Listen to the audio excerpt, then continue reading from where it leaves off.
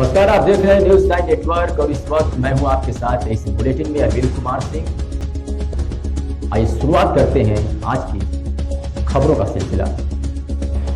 रामनगरी पहुंचे उत्तर प्रदेश के उप मुख्यमंत्री केशव प्रसाद मौर्य ने राम मंदिर भूमि पूजन की तैयारियों का जायजा लिया है। वहीं हाईकोर्ट ने पूर्ण संक्रमण का हवाला देकर राम मंदिर भूमि पूजन पर रोक लगाने की मांग पर डिप्टी सीएम ने कांग्रेस को आड़े हाथों लिया। उन्होंने कहा कि अब हम तारीख बताकर राम मंदिर बनाने जा रहे हैं। राम मंदिर भूमि पूजन घड़ी नजदीक है, ऐसे में अयोध्या में लगातार वीवीआईपी दौरे हो रहे हैं। आज रामनगरी पहुंचे उत्तर प्रदेश के उप मुख्यमंत्री केशव प्रसाद मौर्य ने रामलला और हनुमानगढ़ी में मंदिरों में दर्शन करने के बाद ट्रस्ट के सदस्य पदाधिकारियों के साथ बैठक कर राम मंदिर भूमि पूजन की तैयारियों का जायजा लिया।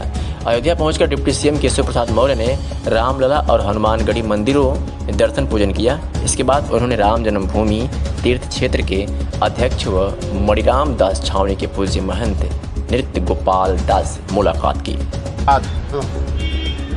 श्री राम जन्मभूमि तीर्थ क्षेत्र जो ट्रस्ट है उसके पूज्य अध्यक्ष पूज्य महाराज जी नृत्य गोपाल दास जी महाराज के श्री चरणों में प्रणाम किया हूँ। अभी कारसेवकपुरम जा रहा हूँ। उसके बाद सर्किट हाउस में 5 अगस्त को जो कार्यक्रम यहाँ पर भूमि पूजन का माननीय प्रधानमंत्री जी के कर कमलों द्वारा संपन्न होना है, उसकी तैयारियों की समीक्षा करेंगे। सर, एनसीपी और शिवसेना बोल रही थी कि वर्चुअल पूजन भूमि पूजन होनी चाहिए, मगर कहीं ना कहीं वो बकरीद में एक रिलैक्सेशन देने की बात कर रही है महाविकास अघाड़ी की सरकार।